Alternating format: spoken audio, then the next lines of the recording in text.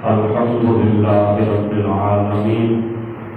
والصلاة والسلام على سيد الأنبياء والمرسلين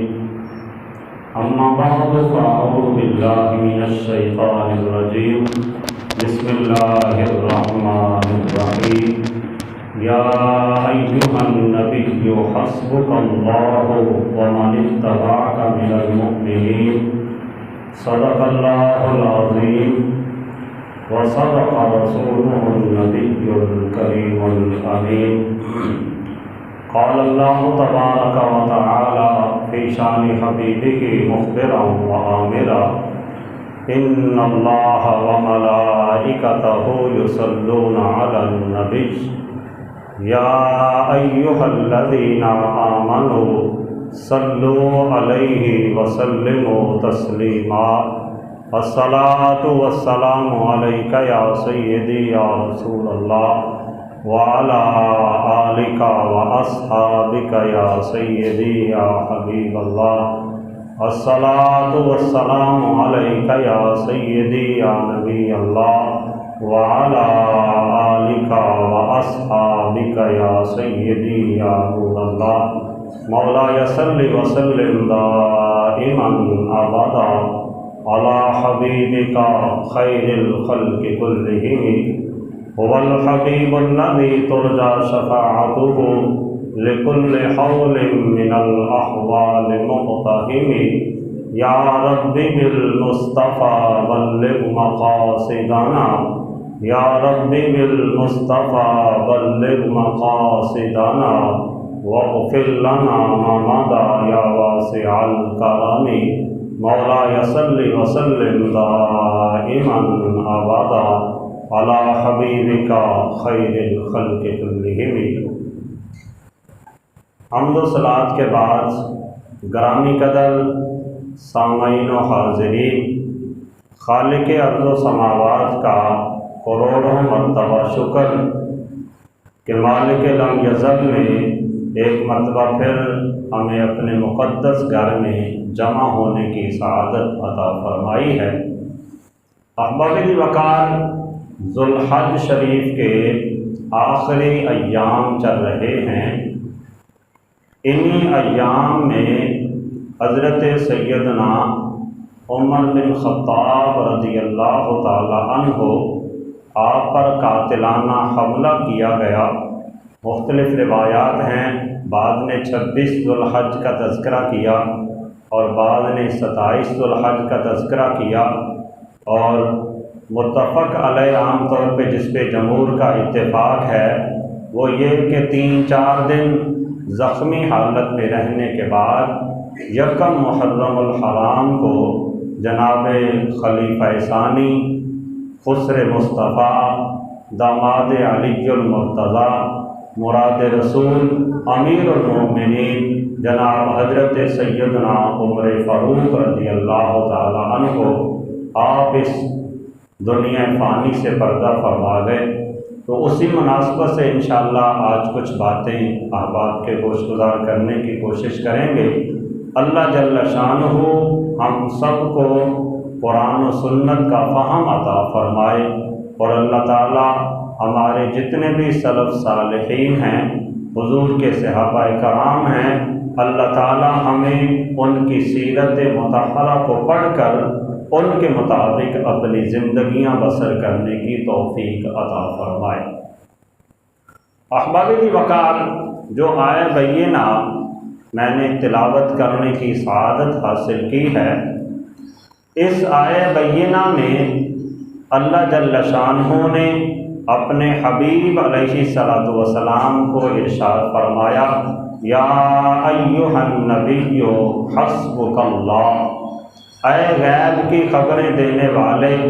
آپ کے لیے اللہ ہی کافی ہے. وَمَنِ اتَّبَعَكَ مِنَ الْمُؤْمِنِينَ،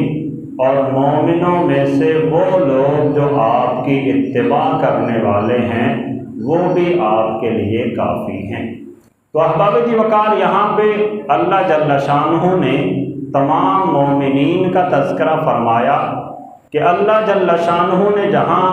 اپنے حبیب علیہ السلام کو دلاسا دیتے ہوئے،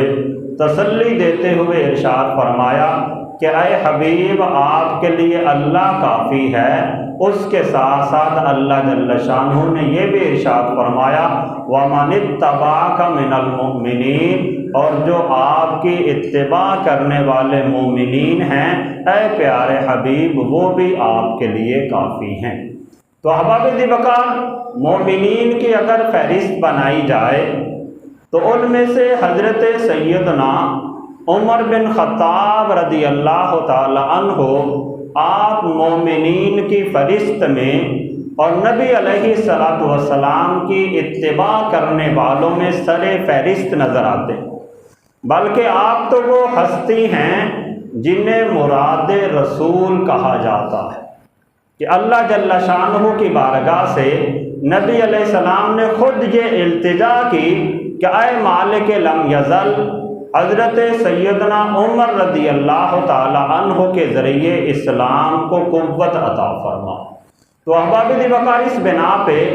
حضرت سیدنا عمر بن خطاب رضی اللہ تعالی عنہ آپ کو مراد رسول کے نام سے یاد کیا جاتا ہے کہ آپ وہ ہیں جن کے بارے میں اللہ کے حبیب علیہ السلام نے خود ارادہ فرمایا، دعا فرمائی کہ اللہ تعالیٰ انہیں اسلام کی دولت عطا فرمائے۔ پھر یقیناً نبی علیہ السلام کی دعا کا ہی اثر تھا کہ حضرت سیدنا عمر رضی اللہ تعالی عنہ اسلام کی دولت سے سرشار ہوئے۔ احباب ذی وقار، حضرت سیدنا عمر فاروق رضی اللہ تعالی عنہ آپ کے بارے میں مورخین کرام نے بیان فرمایا کہ آپ کی ولادت ہجرت سے 41 سال پہلے ہوئی، یعنی نبی علیہ السلام نے جب ہجرت فرمائی اس وقت حضرت عمر فاروق رضی اللہ تعالی عنہ کی عمر کم و بیش 41 سال تھی حضور کی ہجرت سے۔ اور یہ جو ہجری سال آج بھی دنیا کے اندر جانا اور مانا جاتا ہے، اسلامی احکامات کا نفاذ جس ہجری سال کی موافقت سے عام طور پہ کیا جاتا ہے وہی ہجری سال ہے جس کی حضرت سیدنا عمر رضی اللہ تعالی عنہ نے ابتدا کی اور آپ نے ہی ہجری سال کا افتتاح فرمایا تھا۔ تو احباب ذی وقار، ہجری سال کے اعتبار سے 41 سال قبل از ہجری حضرت سیدنا عمر رضی اللہ تعالی عنہ آپ کی ولادت مکہ المکرمہ کے اندر ہوئی۔ حضرت عمر رضی اللہ تعالی عنہ اسلام لانے کے بعد تو جو اللہ نے آپ کو مقام و مرتبہ عطا فرمایا، جو عزت و شان عطا فرمائی، اس کو تو بیان ہی نہیں کیا جا سکتا، لیکن اسلام لانے سے پہلے بھی حضرت سیدنا عمر رضی اللہ تعالی عنہ کو معاشرے کے اندر انتہائی قدر کی نگاہ سے دیکھا جاتا تھا۔ آپ کے بارے میں مورخین کرام نے بیان فرمایا کہ آپ زمانہ جاہلیت میں ہی لکھنا پڑھنا جانتے تھے، اور اس دور کے اندر لکھنا پڑھنا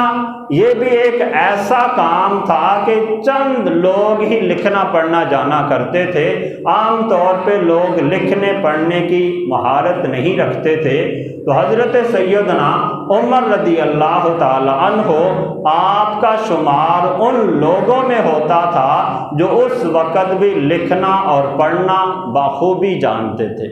پھر حضرت سیدنا عمر رضی اللہ تعالی عنہ اپنے دور کے ایک بہت طاقتور قسم کے پہلوان تصور کیے جاتے تھے، بہت عمدہ قسم کے گھڑ سوار اور میدان جنگوں کے اندر پیش رہنے والے اور اپنی طاقت کا لوہا منوانے والے تھے۔ اور یہی حضرت عمر رضی اللہ تعالی عنہ ہیں کہ زمانہ جاہلیت کے اندر بھی آپ کو اس قدر مقام و مرتبہ حاصل تھا کہ جب دیگر بادشاہوں کی بارگاہ میں کسی سفیر کو بھیجنا ہوتا تھا تو حضرت سیدنا عمر رضی اللہ تعالی عنہ آپ بھی وہ باوقار اور باصلاحیت شخصیت تھے کہ جنہیں دیگر ممالک کے اندر بطور سفیر کے سلطنتوں کے اندر بھیجا جاتا تھا۔ اور احباب دی وقار، حضرت سیدنا عمر رضی اللہ تعالی عنہ اپنے دور کے بہت ہی مالدار اور عمدہ قسم کے بڑے تاجروں کے اندر آپ کا شمار ہوتا ہے، یعنی اس قدر عزت و آبرو آپ کو زمانہ جاہلیت کے اندر ہی رب تعالیٰ نے عطا فرما دی تھی۔ اور پھر جب آپ اسلام لے آئے، آپ نے اسلام کی دولت کو قبول کر لیا، پھر تو مقام و مرتبہ اتنا ملا، عظمت و شان اتنی ملی کہ نبی علیہ الصلوۃ والسلام نے یہ اعلان فرما دیا، لو کان بعدی نبی لکان عمر بن الخطاب۔ ترمذی شریف کی یہ حدیث مبارکہ ہے، حضور نے یہ ارشاد فرمایا کہ اگر میرے بعد کوئی نبی ہوتا تو وہ حضرت عمر رضی اللہ تعالی عنہ ہوتے۔ تو چونکہ حضور کے بعد نبوت کا سلسلہ ختم ہو گیا، حضور ختم نبوت کا تاج پہن کے دنیا کے اندر جلوہ گر ہوئے، اس لیے حضور کے بعد قیامت تو آ سکتی ہے، کوئی دوسرا نبی نہیں آ سکتا۔ تو نبی علیہ السلام نے جو یہ ارشاد فرمایا، لو کان بعدی نبی لکان عمر بن الخطاب، یہ اس بات کا اظہار ہے کہ حضرت عمر رضی اللہ تعالی عنہ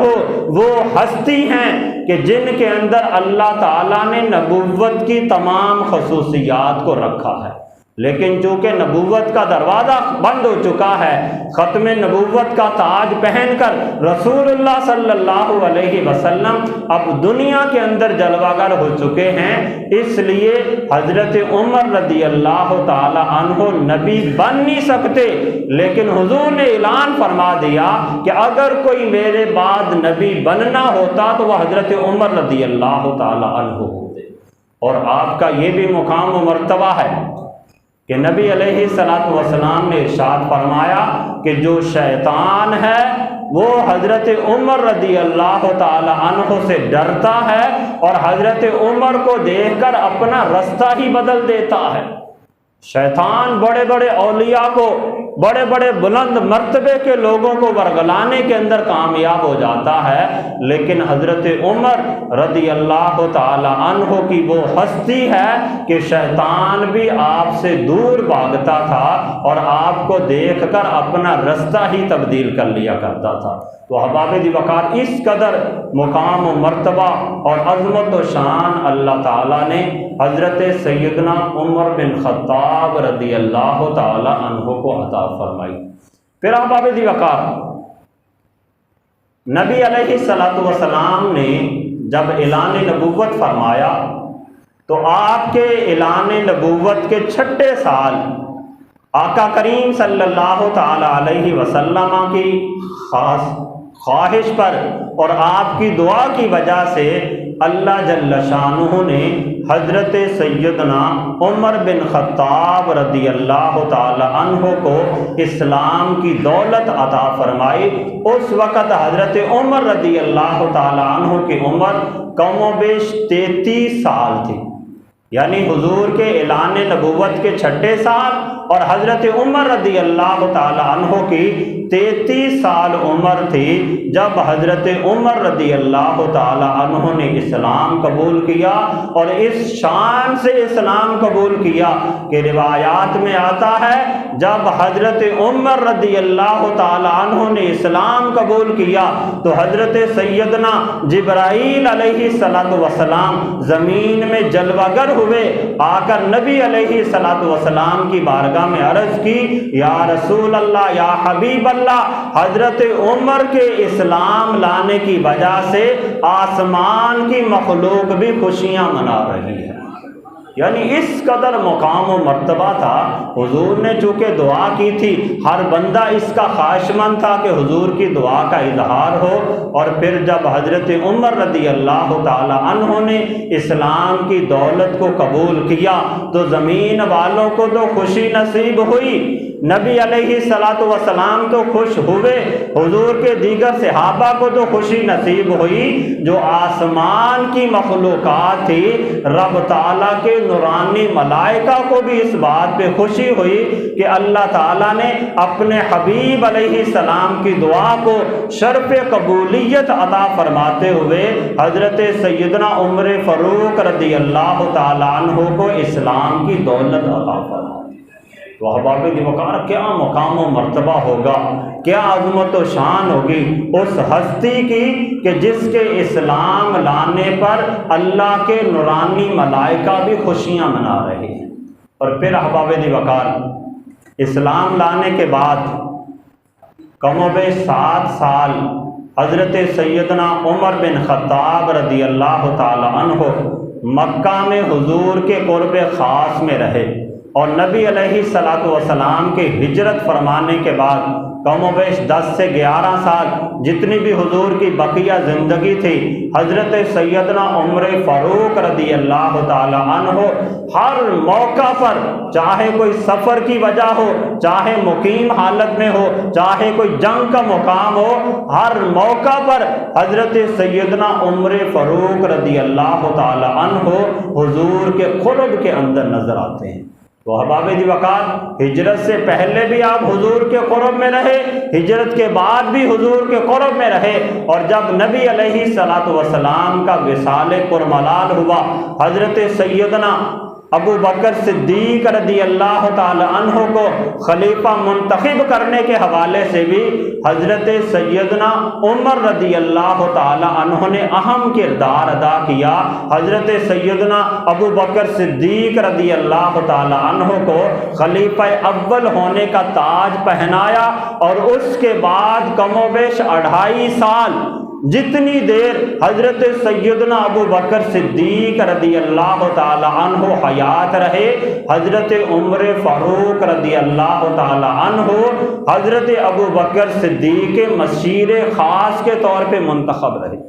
یعنی اس قدر مقام و مرتبہ ہے کہ جیسے ہی اسلام قبول کیا، مکہ میں بھی حضور کے ساتھ رہے، مدینہ میں بھی حضور کے ساتھ رہے، حضور کے وصال کے بعد حضور کے یار غار اور خلیفہ اول کے ساتھ رہے، اور جب آپ کا اپنا وصال ہوا تو پھر اس وقت سے لے کر قیامت تک آپ مزار میں بھی حضور کے قرب میں رہیں گے۔ تو احباب وقار یہ بھی مقام اللہ جل شانہ کسی کسی کو نصیب فرماتا ہے۔ نبی علیہ الصلوۃ والسلام نے ایک مرتبہ اعلان فرمایا کہ دنیا میں جو بھی پیغمبر آیا، جو بھی رسول آیا، اللہ تعالیٰ نے اسے 2 وزیر آسمانوں پہ عطا فرمائے، 2 وزیر اسے زمین پہ عطا فرمائے۔ نبی علیہ السلام نے ارشاد فرمایا جو میرے آسمان والے وزیر ہیں وہ حضرت سیدنا جبرائیل اور میکائیل ہیں، اور جو میرے زمین والے وزیر ہیں وہ حضرت سیدنا ابو بکر صدیق اور حضرت عمر بن خطاب رضی اللہ تعالی عنہ ہیں۔ وہ احباب وقار حضرت عمر رضی اللہ تعالی عنہ وہ ہستی ہیں کہ جنہوں نے ہر لمحہ نبی علیہ الصلوۃ والسلام کی معیت میں رہے، اور حضور کے وصال کے بعد آج بھی آپ حضور کی معیت میں حضور کے روضہ اقدس کے اندر ہی دفن ہیں۔ احباب وقار اگر ہم حضرت سیدنا عمر رضی اللہ تعالی عنہ کی سیرت کا مطالعہ کرتے ہیں تو ہمیں لوگوں کے ساتھ ہمدردی سے پیش آنا، غریبوں محتاجوں کی مدد کرنا، غریب لوگوں کی خبر گیری کرنا، اپنے کام خود سر انجام دینا، ان تمام چیزوں کے حوالے سے ہمیں حضرت سیدنا عمر رضی اللہ تعالی عنہ کی زندگی سے بہترین نمونہ ملتا ہے۔ آپ کے بارے میں آتا ہے کہ ایک مرتبہ حضرت سیدنا ابو طلحہ رضی اللہ تعالی عنہ انہوں نے ارادہ کیا کہ میں آج رات حضرت سیدنا عمر رضی اللہ تعالی عنہ کا پیچھا کروں گا، ان کے بارے میں دیکھوں گا، ان کا تعاقب کروں گا کہ وہ رات کے وقت میں کیا عمل کرتے ہیں۔ تو تو حضرت سیدنا ابو طلحہ رضی اللہ تعالی عنہ فرماتے ہیں کہ میں حضرت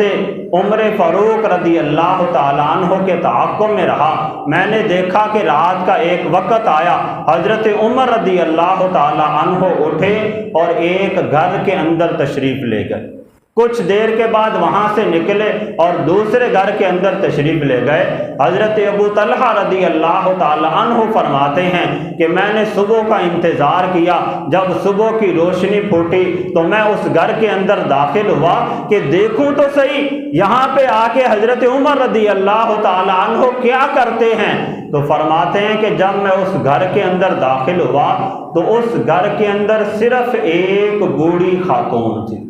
وہ بھی اس انداز سے کہ ہاتھوں اور پاؤں سے بھی اباہج ہے اور اس کی بصارت بھی نہیں ہے، صرف گوشت کا ایک لوتھڑا ہے، کچھ کرنے کے قابل نہیں ہے۔ تو حضرت ابو طلحہ رضی اللہ تعالی عنہ آپ فرماتے ہیں کہ میں نے اس بڑی خاتون سے پوچھا کہ رات کو تیرے گھر میں کون آتا ہے اور وہ کیا کر کے جاتا ہے؟ تو اس بڑی خاتون نے فرمایا کہ جو رات کو میرے گھر کے اندر آتا ہے میں خود تو کچھ نہیں کر سکتی، وہ میرے گھر کی صفائی کر کے جاتا ہے، مجھے کھانا پینا مہیا کر کے جاتا ہے اور میری ہر طرح سے دیکھ بھال کرتا ہے۔ تو حضرت ابو طلحہ رضی اللہ تعالی عنہ آپ کو پھر افسوس ہوا، آپ کہنے لگے کہ میں ایسی عظیم ہستی کے بارے میں ان کا تعاقب کر رہا تھا کہ کہیں مجھے ان کی کوتاہی نظر آ جائے، لیکن آپ تو ایسے عظیم انسان ہیں کہ آپ اس قدر نادار اور مفلس لوگوں کی خبر گیری رات کو کیا کرتے۔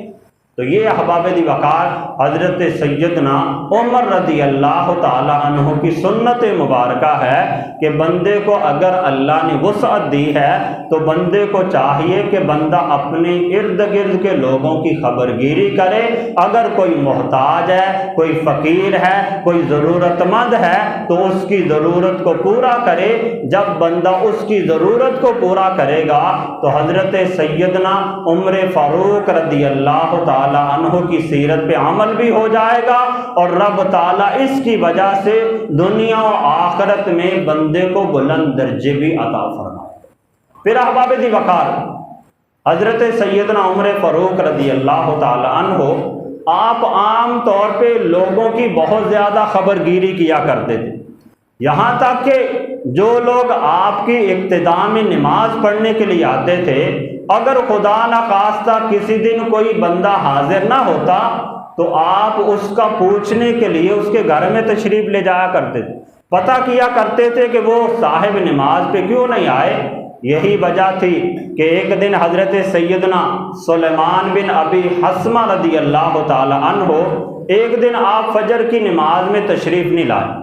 حضرت عمر فاروق رضی اللہ تعالیٰ عنہ کا دور خلافت ہے، آپ نے دیکھا کہ سلیمان بن ابی حسمہ آج نماز میں تشریف نہیں لائے، تو آپ جب صبح طلوع ہوئی، روشنی پھیلی تو آپ بازار میں جاتے ہوئے ان کے گھر کی طرف تشریف لے گئے اور وہاں پہ جا کے آپ نے اس کی والدہ سے ملاقات کی اور ان سے پوچھا کہ آج فجر کی نماز میں نے سلیمان بن ابی حسمہ کو نماز کے اندر نہیں دیکھا۔ تو ان کی والدہ نے آگے سے جواب دیا کہ حضرت سلیمان ساری رات نفلی عبادت کے اندر مصروف رہے اور جب صبح طلوع ہوئی، فجر کی نماز کا وقت ہوا تو نیند کے غلبہ کی وجہ سے انہیں نیند آ گئی اور وہ نماز میں حاضر نہیں ہو سکے۔ تو حضرت سیدنا عمر رضی اللہ تعالی عنہ نے اس وقت یہ ارشاد فرمایا لأن اشہد صلاۃ الصبح فی الجماعۃ احب الی من اقوم لیلۃ۔ حضرت عمر رضی اللہ تعالیٰ عنہ نے فرمایا کہ میرے نزدیک فجر کی جماعت کے اندر حاضر ہو جانا یہ تمام رات جاگ کر عبادت کرنے سے افضل ہے۔ یعنی حضرت عمر فاروق رضی اللہ تعالی عنہ کے بارے میں یہاں سے ہمیں دو چیزوں کا پتہ چلتا ہے، ایک تو لوگوں کی خبر گیری کے حوالے سے کہ صحابی نماز کے لیے حاضر نہیں ہوئے تو آپ ان کی خبر گیری کے لیے گھر میں تشریف لے گئے۔ اور دوسرا ہمیں اس بات کا درس ملتا ہے کہ حضرت عمر فاروق رضی اللہ تعالی عنہ کی نظر میں فجر کی نماز کی اور جماعت کی اہمیت اس قدر زیادہ ہے کہ آپ نے ارشاد فرمایا کہ میرے نزدیک ساری رات کی عبادت سے افضل یہ ہے کہ بندہ جماعت کے ساتھ فجر کی نماز ادا کرے۔ اور احباب دی وقار، اس کے حوالے سے نبی علیہ السلام کی ایک حدیث مبارکہ کا بھی مفہوم ہے کہ حضور نے ارشاد فرمایا کہ جو بندہ عشاء کی نماز جماعت کے ساتھ ادا کر لیتا ہے تو اللہ اسے آدھی رات کی عبادت کا ثواب عطا فرماتا ہے، اور جو بندہ صبح اٹھ کے فجر کی نماز بھی جماعت کے ساتھ ادا کر لے تو اللہ تعالیٰ جو بقیہ آدھی رات ہے اس رات کی عبادت کا ثواب بھی بندے کو عطا فرما دیتا ہے۔ یعنی یہ جو دو نمازیں ہیں، عشاء کی نماز اور فجر کی نماز، جو بندہ یہ دونوں نمازیں باجماعت ادا کر لے، پھر اگرچہ وہ گھر میں جا کے ساری رات سو کے گزار دے، اللہ تعالیٰ اسے ساری رات جاگ کر عبادت کرنے والے کے برابر اجر و ثواب عطا فرماتے ہیں۔ تو احباب دی وقار، حضرت عمر رضی اللہ تعالیٰ عنہ کی زندگی سے ہمیں یہ بھی درس ملتا ہے کہ آپ لوگوں کی خبر گیری بھی کیا کرتے تھے اور نماز خود بھی باقاعدگی سے ادا کرتے، جماعت کا اہتمام کرتے اور لوگوں کو بھی جماعت کے ساتھ نماز کی ترغیب دیا کرتے تھے۔ تو احباب دی وقار، بہت سے فضائل و کمالات ہیں، بہت سی ایسی چیزیں ہیں جو ہمارے لیے آئیڈیل بن سکتی ہیں، وقت کے دامن میں گنجائش نہیں، ہم یہیں پہ اکتفا کرتے ہیں۔ انشاءاللہ اگلے جمعۃ المبارک پہ پھر ہم کوشش کریں گے کہ حضرت سیدنا عمر رضی اللہ تعالیٰ عنہ کی سیرت کے حوالے سے ہم کچھ گفتگو کریں۔ اللہ تعالیٰ ہم سب کو دارین کی سعادتیں عطا فرمائے اور دنیا و آخرت کی بھلائیاں عطا فرمائے۔